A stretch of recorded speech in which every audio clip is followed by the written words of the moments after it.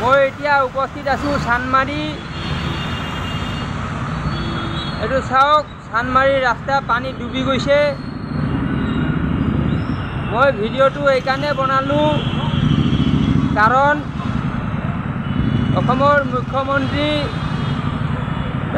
Doctor Hemanta বিশ্বৱা Sharma এই মানুহজন কালি টিভিত ওলাই কিনে ক'ব মইতো গুৱাহাটী ঘূৰি আছোঁ, গুৱাহাটীত মই পানী দেখাই নাই, এইটো কৈ দিব। তেতিয়া যদি দেখা নাই কৈ দিয়ে তেতিয়া মোৰ ভিডিঅ' মানে দেখাই দিব পাৰিম। এইকাৰণে মই ভিডিঅ'টো বনাই আছোঁ।